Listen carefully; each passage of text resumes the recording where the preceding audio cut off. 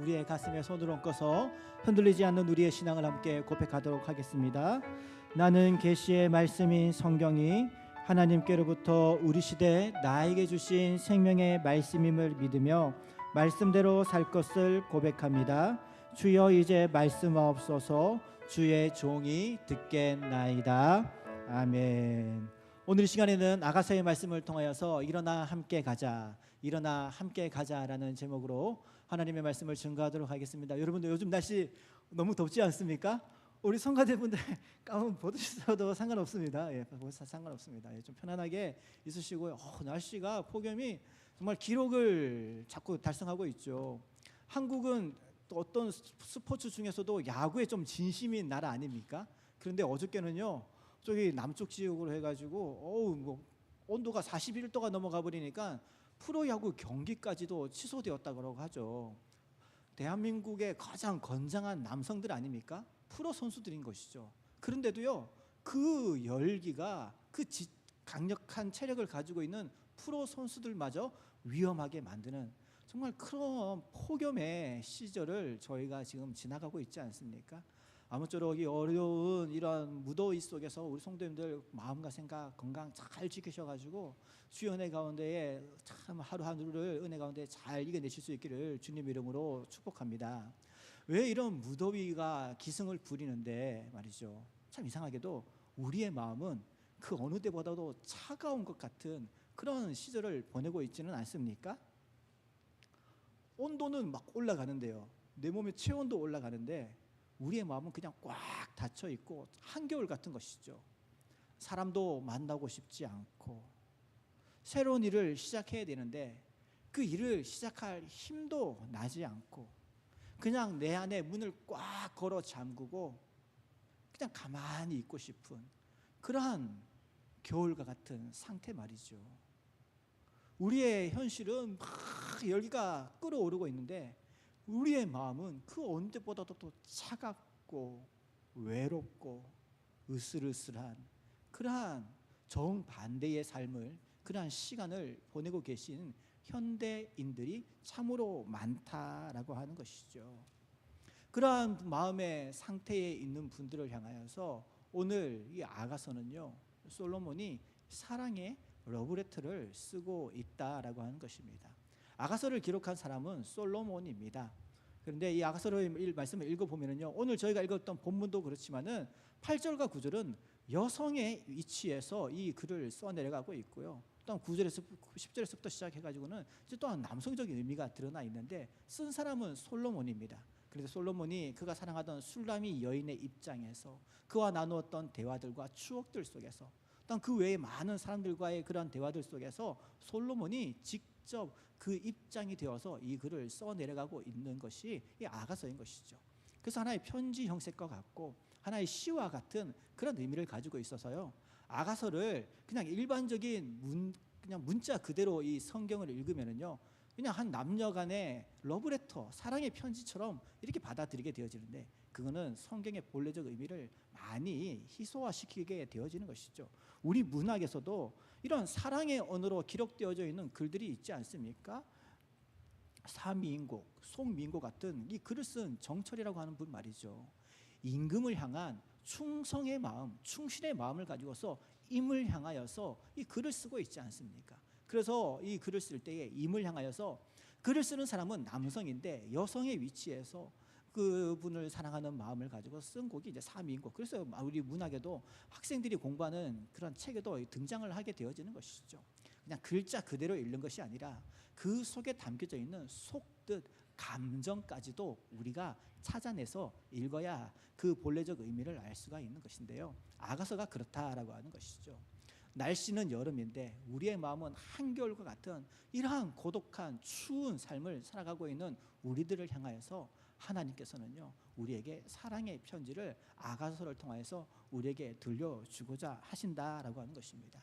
그래서 구약 시대의 선지자들도요, 이 아가서의 글을 가르칠 때에는 하나님은 이스라엘의 언약 백성의 아버지 하나님이시다라고 하는 그런 입장에서 이 아가서를 가르쳤고요. 신약 성경에서는 예수 그리스도와 그의 몸된 교회라고 하는 이러한 관계 속에서 이 아가서를 가르치고 전파했다라고 하는 것입니다. 그래서 오늘도 우리가 이 아가서의 말씀을 읽을 때에 그냥 솔로몬이 그가 사랑하였던 술람이 여인을 향하여서 쓴 편지가 아니라 정말로 무더운 여름 날씨 속에서도 지쳐있는, 약해있는, 어쩌면 마음이 한겨울과 같은, 나의 인생이 영원토록 겨울과 같은 시점에서 끝날 것 같은 그런 절망감에 있는 분들을 향한 하나님의 사랑의 따뜻한 러브레터로 이 말씀을 함께 받아들이시고, 주님이 우리에게 뭐라고 말씀하시는지 그 사랑의 언어를 세 단계를 통하여서 우리가 함께 살펴보는 시간을 갖고자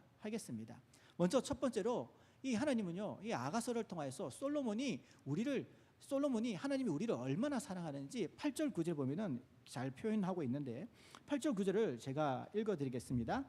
내 사랑하는 자의 목소리로구나. 보라, 그가 산에서 달리고 작은 산을 빨리 넘어오는구나. 내 사랑하는 자는 노루와도 같고 어린 사슴과도 같아서 우리 벽 뒤에 서서 창으로 들여다보며 창살 틈으로 엿보는구나. 아멘. 저도 말씀을 드렸지만 이것은 시적 형태를 가지고 있고 편지의 형태를 가지고 있습니다. 그리고 8절 9절은 신부의 입장에서 이것을 자신을 향해서 오고 있는 신랑을 표현하고 있는 것이 8절 9절인 것이죠. 솔로몬이 술람이 여인을 향해서 이러한 모습으로 달려오고 있다라고 하는 그런 관점으로 8절 9절을 읽어야 되는 것이죠. 신부를 향한 신랑의 마음인 것입니다. 그런데 신부를 향해서 달려오는 그 신랑의 모습이 사슴과 같고 어린 노루와 같다라고 성경에서 기록하고 있는 것이죠. 거친 산, 돌산과 같은 그곳을 막 뛰어넘으면서 말이죠. 때로는 낭떠러지와 같은 길이 있고 때로는 가시각각 같은 길이 있지만은 그 신부를 사랑하는 마음이 너무나도 커서요, 그 길을 노루와 같이 거침없이 달려오고자 하는 그러한 신랑의 마음이 시적으로 8절과 9절처럼 이렇게 아름답게 표현하고 있는 것이죠. 여러분들 그 정말 사슴, 노루와 같은 이 어린 그 동물들이 내가 살고 있는 집에 찾아와서 우리 집 창문 밖에서 나를 이렇게 들여다보고 있다면은 얼마나 사랑스럽고 귀엽겠습니까? 집에 반려동물을 키우시는 분들은 더 이게 체감이 되시겠죠. 어떠한 우리 여러분들이 키우는 집안의 그런 동물들이 말이죠, 내가 지쳐 이렇게 누워 있는데 어느 순간 조용히 내 앞에 와가지고 나를 이렇게 앞에서 물끄러미 바라보고 있다라고 하는 건 상상만 해도요, 그래서 그 맛에 그 반려동물들을 키운다라고 하지 않습니까? 지쳐있는 나의 손 위에 그 동물들이요, 자기의 앞발을 이렇게 탁 이렇게 올려줄 때에 주인들이 그래, 내가 이 맛에 이 녀석 간식을 사주지 라고 하는 이런 마음이 생긴다고 하더라고요. 그런데 오늘 성경에서도요, 그 사랑하는 신부를 향해서 달려오는 신랑의 모습이 그러한 사랑의 마음을 가지고서 정말 그 마음을 가지고 달려오고 있다라고 하는 것이죠. 그래서 신부의 입장을 보면은 신부는 아직 결혼할 준비가 되어 있지 않는 것이죠. 남편은 신랑을 맞이할 준비가 되어져 있지 않는 그런 상태인 것입니다. 그냥 창문도 닫혀 있고 문도 닫혀 있고 모든 것이 폐쇄적인 상태에 있지만 그 신부를 향한 신랑의 마음이 너무나도 불같아서 너무나도 뜨거워서 그 신부를 향하여서 힘있게 달려오는 그 신랑의 모습이 기록이 되어져 있는데, 이것이 바로 우리를 향한 하나님의 마음이다라고 하는 것이죠. 우리가 은혜 받을 준비가 되어져 있을 때에 하나님이 우리에게 은혜를 주시는 것이 아니라 우리는 지쳐 있습니다. 우리는 약해져 있는 것이죠. 우리는 뭔가를 할 준비가 전혀 안 되어 있는 것인데, 그러나 이러한 우리를 향한 하나님의 그 마음, 하나님의 사랑이 너무나도 뜨겁고 큰 것이죠. 그래서 그런 우리를 향해서 달려오시는 그런 하나님의 모습이 바로 이 8절과 9절에 이렇게 시적으로 아름답게 표현이 되어져 있다라고 하는 것입니다. 그래서 요한 1서 4장 19절에 뭐라고 기록하고 있습니까? 우리가 사랑함은 우리가 먼저 그를 사랑한 것이 아니라 그가 먼저 우리를 사랑하셨음에 기인하고 있다라고 하는 것이죠.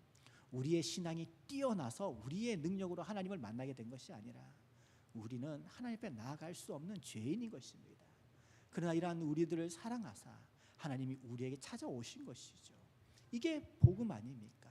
이 구약의 아가서 속에서 죄인을 향한, 실패자를 향한, 마음이 차가운 겨울과 같은 삶을 살아가고 있는 우리들을 향한 하나님의 그 마음이 너무나도 아름답게 시적으로 표현되어져 있다는 것입니다.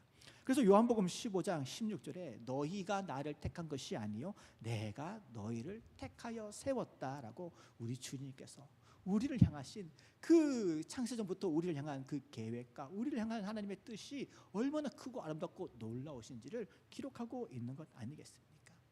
이러한 연약한 우리를 언제나 불러주시고 우리에게 다가오시고 우리를 찾아오셔서 우리의 마음의 문을 이렇게 놓고 가시는, 기다려주시는 그 주님의 은혜와 사랑이 언제나 나와 함께하고 있음을 이 아가서의 말씀을 통해서 우리에게 강력히 선포하고 있다라고 하는 것입니다. 사랑하는 성도님 여러분, 우리가 정말 힘들고 어려운 시기를 살아가고 있지 않습니까? 한 주간의 나의 삶을 돌아보았을 때 나의 모습이 너무나도 부끄러울 것 같고, 내가 정말 이 상태로 하나님 앞에 나가서 예배해도 될까? 내가 이 상태로 하나님의 이름을 찬양을 해도 될까? 기도해도 될까? 그런 부담감이 우리 가운데 찾아올 때가 많이 있는 것이죠. 그러나 우리의 모습이 온전하기 때문에 하나님을 찾아갈 수 있는 것이 아닙니다. 우리는 부족하지만 이런 부족한 자에게 먼저 찾아오시는 하나님의 은혜가 있기 때문에 우리가 하나님을 만날 수가 있는 것이죠. 여러분들의 삶이 어떠하다 할지라도 나의 모든 상황과 형편을 살피시고 아시는 하나님이 먼저 나에게 찾아오셨음을 믿으시고, 여러분들의 그 마음속에서 하나님께서 감동을 주시고 은혜를 주실 때에 하나님의 이름을 부르시고 나를 찾아오신 그 주님을 향해서 여러분들의 그 마음의 문을 여셔서 주님을 맞이하시는 가운데에 주님을 통한 놀라운 회복의 은혜를 경험하실 수 있는 한 주간이 되실 수 있기를 주님의 이름으로 축복합니다. 두 번째로, 그럼 왜 신랑이 신부를 향하여서 그렇게 먼 길을, 그렇게 거친 길을, 그런 험한 길을 목숨을 무릅쓰고서 달려왔을까요? 그것은 신부에게 전해주고 싶은 너무나도 귀한 메시지가 있었기 때문인 것입니다. 그 메시지가 바로 11절 말씀인데요, 11절 말씀은 함께 읽어보도록 하겠습니다. 시작. 겨울도 지나고, 아멘. 그렇습니다. 겨울이 끝났다라고 하는 것이죠. 비가 그쳤다라고 하는 것을 신부에게 알려주고 싶은 신랑의 마음이 컸기 때문인 것입니다. 우리가 생각하는 겨울하고요, 이 아가서가 기록되어져 있는 팔레스타인의 겨울은 좀 다릅니다. 같은 점이 있다면 춥다는 것입니다. 춥다는 것이 공통점이겠죠. 그 다른 점이 있다면 우리는 겨울에 하늘에서 눈이 내리지 않습니까? 팔레스타인은요, 겨울에 하늘에서 차가운 비가 쏟아집니다. 지금 우리가 살아가고 있는 시대는 현대화된 도시 사회 아닙니까? 하늘에서 비가 쏟아져도 아스팔트 길을 걸어가지요. 그러나 이 팔레스타인 이 지역에는요, 그 추운 겨울날 하늘에서 차가운 비가 쏟아지면은요, 그 걸어가는 길이 진흙탕, 진창길이 되어지는 것이죠. 그래서 그 추운 겨울에는요, 비 내리는 날에는 뭔가를 가를 수가 없습니다. 일을 할 수가 없습니다. 좋은 옷을 입을 수도 없고요, 좋은 신발을 신을 수도 없고요, 예쁜 것을 치장할 수도 없는 것이 팔레스타인의 겨울 날씨인 것이죠. 이것을 영적으로 어떻게 해석할 수 있을까요? 나의 인생길이 겨울과 같다라고 한다면요, 희망이 없는 거죠. 앞으로 더 이상 어떠한 아름다운 것도, 좋은 것도, 건강한 것도 영원토록 누리지 못할 것 같은 삶이 팔레스타인의 겨울인 것입니다. 근데 오늘날도 많은 분들이 왜 마음이 겨울입니까? 나의 인생에는 더 이상 웃음이 없을 것 같고, 힘 있는 삶이 없을 것 같고, 가족들 간의 즐거운 담소가 없어질 것 같고, 미래가 없어질 것 같은 그런 불안함이 우리를 적시고 나의 마음을 차갑게 하고 한기가 돌게 하니까 우리의 마음이 겨울이 되는 것 아니겠습니까? 아가서는 우리에게 그러한 생각을 깨치는 것이죠. 우리의 인생이 겨울로 끝나는 인생이 아니다라고 하는 것입니다. 하나님은 우리의 인생을 겨울로 끝나는 인생으로 만드신 것이 아니라 겨울은 곧 지나가고 따뜻한 봄이 오게 될 것이 하나님을 믿는 언약 백성들의 인생인 것을 알려주시기를 위하여서 아무것도 준비되지 않은 신부이지만 신랑이 그렇게 노루와 같이 사슴과 같이 그 먼 길을 달려왔다는 것이죠. 겨울도 끝나고 그 겨울 비도 그치게 될 것이다 라고 하는 것입니다. 사랑하는 성도 여러분, 이러한 회복의 은혜가 여러분들의 삶 속에도 있을 것을 믿으시기를 주님의 이름으로 축복합니다. 그래서 이러한 우리의 인생의 겨울이 왔을 때에 나에게 찾아오신 그 주님과 함께 동행하는 그런 삶을 살아가야 되지 않겠습니까? 근데 여기 중요한 점은요, 이 겨울이 왔다, 겨울이 끝났다라고 성경이 얘기하고 있는 것이 아닙니다. 겨울이 끝나가고 있다라고 하는 소식을 전해주기 위해서 달려온 것이죠. 지금 너의 인생 가운데 내리고 있는 이 겨울비가 이제 곧 그칠 것이다 라고 하는, 비구름이 몰려가고 있다라고 하는 그 소식을 전해주기 위하여서 신랑이 이렇게 달려왔다는 건 아니겠습니까? 시편 30편 5절에도 이렇게 얘기하고 있죠. 저녁에는 울음이 깃들지라도 아침에는 기쁨이 오게 될 것이라고 말이죠. 우리의 인생이 그렇다는 것입니다. 하나님을 믿는 인생이 그러하다는 것이죠. 나의 삶의 주인이 하나님이고 예수님이고 성령님을 모시고 살아갈 때에는요, 때로는 우리의 인생이 울음이 끊이지 않는 겨울 밤이 찾아오게 되지만 그것이 끝이 아니라 내일 아침은 기쁨으로 맞이할 수 있는 삶이 찾아오는 것, 이것이 바로 언약 백성들을 향한 하나님의 때와 시간이 있다는 것이죠. 그러나 그 시간은 우리에게 있는 것은 아닙니다. 하나님에게 있는 것이죠. 우리가 하나님을 믿는 순간 즉시 나의 삶의 모든 울음이 사라지는 것이 아니라 우리의 걸어가는 인생길 속에서는 울음이, 슬픔이 넘쳐나는 시간들이 늘 있는 것이죠. 그러나 그러한 시간들 속에서도 이것이 나의 끝이 아니라 이러한 울음이 떠나가고 슬픔이 떠나가고 기쁨이 오는 시절이 오게 될 것이다 라고 하는 그런 하나님의 약속이 있다라고 하는 이러한 소망이 있기 때문에 우리가 이 시간들도 다시 일어설 수 있는, 견딜 수 있는, 힘을 낼 수 있는 그런 은혜가 나에게 생기는 것 아니겠습니까?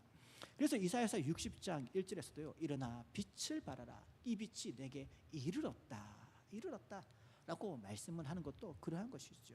사랑하는 성도 여러분, 오늘 성경에서는요, 사랑하는 이는 겨울에도 산을 넘어서 달려왔습니다. 그 비가 내리는 중에도 산을 넘어서 달려왔습니다. 왜냐하면 그 시간이 나의 모든, 신부의 모든 시간이 아니기 때문인 것이지요. 하나님께서도 왜 우리에게 이렇게 다가오시겠습니까? 지금 내가 처한 상황이 끝이 아니다라고 하는 그 사실을 우리에게 알려주시기 원하심인 것이지요. 그러므로 나의 삶이 여기서 끝이 아님을 항상 기억하시고, 이 한 주간의 삶 속에서도 때로는 나의 마음이 힘들고 어렵다 할지라도 이것이 나의 끝이 아니야, 이것이 나의 전부가 아니야. 하나님은 나에게 새로운 시간을 주실 것이고 새로운 기회를 주실 것이고 새로운 도울 손길들을 보내어 주시사 내가 다시 일어설 수 있는 날이 오고 있어. 지금은 나에게는 어두움과 울음의 눈물의 시간이지만 내일이면 나에게 기쁨의 새벽이 오고 기쁨의 아침이 올 거야. 나는 하나님을 믿어. 그 하나님의 은혜가 나에 있을 것을 나는 확신해 라고 하는 이러한 믿음을 가지고서 이 하루의 한 주간의 시간들을 믿음으로 이겨내실 수 있는 우리 모든 비전항성교회 성도들 되시기를 주님의 이름으로 축복합니다. 그러면서 이 아가서의 저자는요, 마지막으로 이렇게 방점을 찍게 되어지는데요, 12절과 13절에 보면은 참 놀라운 표현들이 다양하게 기록이 되어져 있는데 함께 읽어보도록 하겠습니다. 12절 13절입니다. 시작. 지면에는 꽃이 피고 새가 노래할 때가 이르렀는데 비둘기의 소리가 우리 땅에 들리는구나. 무화과 나무에는 푸른 열매가 익었고 포도나무는 꽃을 피워 향기를 토하는구나. 나의 사랑, 나의 어여쁜 자야, 일어나 함께 가자. 아멘. 우리가 느낄 수 있는 오감이 여기에 다 기록이 되어져 있습니다. 추운 겨울, 죽음의 겨울이 끝나고 생명의 시간이 오고 있음을 표현하고 있는 것이 다 기록되어 있죠. 생명이 보이고요, 생명이 들리고 생명의 향기가 맡아지는 이 모든 은혜가 오고 있음을 성경이 알려주고 있는 것이죠. 그런데요, 우리가 이 땅을 살아가는 게 왜 힘듭니까? 내가 혼자서 살아가야 된다, 내가 혼자서 감당해야 된다라는 것이 힘든 거 아닙니까? 아무리 좋은 것이 있어도 내가 혼자서 그것을 해야 된다라는 것만큼 힘든 게 어디 있나요? 우리가 아무리 좋은 직장을 다녀도 그 직장 속에서 나 혼자 신앙생활 한다라고 생각이 되어지면은요, 직장 생활이 정말 지옥 같을 것입니다. 아무리 모든 것들이 다 갖춰져 있어도 나 혼자서만 거기서 신앙생활을 한다면은 말이지요. 나 혼자서 군 생활을 한다면은 말이죠. 모든 다른 사람들이 다 신앙이 없고 나 혼자서 아무리 좋은 환경의 부대라고 할지라도, 아무리 좋은 직책을 가지고 있다 할지라도 나 혼자서 신앙을 가지고 있다면은 얼마나 외롭고 힘들겠습니까? 학생들도, 공부하는 수험생들도 그렇지 않은가요? 내가 열심히 공부하면 좋은 대학이 있어, 좋은 미래가 있어. 그런데 나 혼자서 감당해야 돼. 취업을 준비하는 학생들도 그렇고, 면접을 보러 다니는 취업생들도 그렇고, 나 혼자서. 요즘 날씨가 더운데 또 경기도 안 좋지 않습니까? 주부분들 무더위로 완전 찜질방보다도 더 더운 그런 집 안에서 말이죠. 나 혼자 집에 있는데 에어컨 틀면은 전기세 나가잖아. 나라도 에어컨 틀지 않고 전기세 아끼고 더운 가운데서 집안일 해야지. 혼자서 그 무더위에 찜통 같은 집안에서 혼자 집안일을 하고 청소를 하고 빨래를 하는 그런 아내분들이 그래서 지치는 것 아닙니까? 혼자다라고 하는 것이죠. 그런데 오늘 성경 말씀은 전혀 다른 얘기를 하고 있는 것이죠. 아름다운 봄이 오고 있습니다. 놀라운 시간이 다가오고 있습니다. 그런데 하나님께서는요, 이 모든 것들이 준비되었으니까 너 혼자서 그 길을 가라면서 우리를 등 떠미는 하나님이 아니고요. 사랑하는 자야, 일어나 함께 가자. 내가 너와 함께 갈 거야. 너는 혼자가 아니야. 내가 좋은 것을 너를 위하여 준비해 두었는데 그렇다고 그 길을 너 혼자 달려가는 것이 아니고 내가 너와 함께 갈 거야. 그러니 일어나. 이것이 바로 정말 거치고 외로운 도시 삶을 살아가고 있는 우리 성도님들을 향한 사랑의 러브 레터가 되어지는 것이죠. 마태복음 28장 20절 말씀도 그 말씀 아니시겠습니까? 우리 주님께서 부활하신 다음에 마지막으로 하신 말씀이 무엇입니까? 내가 세상 끝날까지 너희와 항상 함께 있겠다라고 말씀하지 않으셨나요? 이사야서 41장 10절도 말씀하고 있죠. 두려워하지 말라, 내가 너와 함께 하겠다라고 말이죠. 우리 하나님은 말이죠, 우리 혼자 살아가라고 등 떠미시는 하나님이 아니라 언제 우리가 어디에 있든지 우리와 함께 하기를 원하시는 그러한 하나님이신 줄 믿습니다. 그래서 여기서 말하는 이 함께라는 의미 속에서 하나님의 회복의 그 모습을 우리가 바르게 볼 수가 있게 되어지는 것이죠. 하나님이 함께 하시면 그게 회복인 것입니다. 그래서 여기서 성경에서 말씀하고 있는 겨울이 끝나고 봄이 온다라고 하는 것은 어떤 분들에게는 거칠고 힘든 나의 환경이 달라지는 것일 수도 있겠지만 어떤 분들은요, 환경이 변하지 않습니다. 그런데 동일한 환경 속에서 하나님께 기도해야지라고 하는 이러한 변화가 나타나는 것, 이것이 바로 함께 하시는 하나님의 은혜가 있을 때 우리에게 나타나는 생명의 은혜인 것이죠. 환경은 똑같습니다.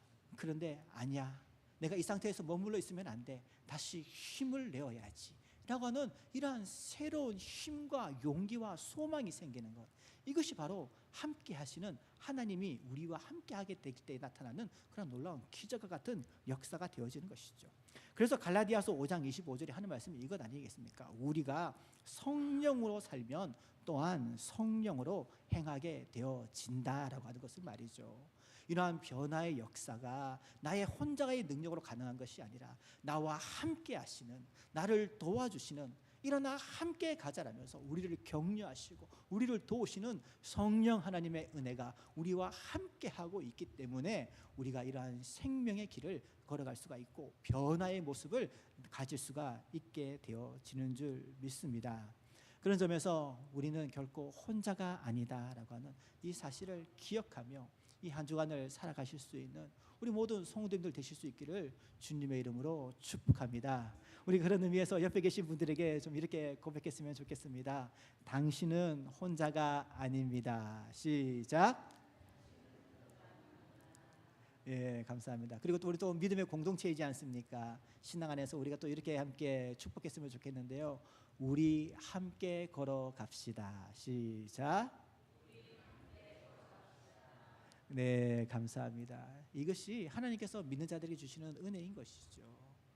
환경은 달라지지 않아도 그 가운데서 다시 일어설 수 있는 힘을 주시고, 우리를 혼자 등 떠미시는 하나님이 아니라 일어나 함께 가자라고 우리의 손을 잡아주시고, 또 이러한 아름다운 믿음의 공동체 안에서 함께 돌아보고 함께 격려하는 그런 삶을 살아가는, 그렇게 될 때에 우리의 삶이 외롭지 않고 사랑 안에서 우리의 마음이 한겨울이 아니라 따뜻한 봄날과 같은 무더운 여름 속에서 시원한 그런 은혜가 흘러넘치는 그런 성령 충만한 삶을 살아갈 수 있는 줄 믿습니다. 말씀을 마무리하도록 하겠습니다. 오늘 말씀을 통하여서 우리 하나님은요, 지쳐있는 자들, 겨울과 같은 삶을 살아가는 자들에게 찾아오시고 달려오시고, 그들이 결코 혼자서 살아가는 것이 아니라 그들의 삶 가운데 늘 함께 하신다라고 하는 이런 하나님의 복음의 메시지를 우리 가운데 전해주고 있는 것입니다. 이러한 메시지는 정말 우리에게 필요한 말씀인 것이죠. 왜냐하면 우리는요, 하나님의 은혜가 없다면은 죄로 인하여서 사망의 겨울을 맞이할 수밖에 없는 것이 우리의 인생 아니겠습니까? 지금도 저 세상에는요, 예수님을 인격적으로 모시지 못하여서 죄로 인하여서 사망이라고 하는 겨울에서 빠져나오지 못한 채 그러한 비참한 삶을 살아가는 영혼들이 얼마나 많이 있는 줄 아십니까? 그러나 우리에게 찾아오시고 우리의 손을 잡아주시고 일어나 함께 가자라고 하시면서 십자가의 은혜와 부활의 은혜를 하나님께서 우리 가운데 주셨기 때문에 이 오늘 아가서의 말씀이 나의 말씀이 될 수가 있는 것이고, 이 말씀이 우리에게 힘과 소망을 주는 말씀이 될 수 있는 줄 믿습니다. 사랑하는 성도 여러분, 지치기 쉬운 계절을 우리가 살아가고 있습니다. 그러나 이 시간이 결코 나 혼자만의 시간이 아니라 나를 붙드시고 나를 도우시는 하나님의 은혜가 늘 함께하는 주의 은혜가 가득한 시간임을 항상 믿으시고, 거친 세상 속에서도 부드러운 마음을 가지고 무더위로 폭염이 넘치는 이러한 환경 속에서도 성령의 시원한 은혜를, 생수와 같은 강물의 은혜를 나누어 줄 수 있는 그러한 풍족하고 차고도 넘치는 은혜로운 한 주간의 삶을 살아가실 수 있는 우리 모든 비전항성교회 성도님들 되시기를 주님의 이름으로 축복합니다. 우리 말씀을 생각하시면서 함께 기도하며 나아가실 때에 주여 나에게 성령의 충만한 은혜를 더하여 주시고, 나 혼자서 사는 인생이 아니라 주님과 함께 일어나 걸어가는 아름다운 삶이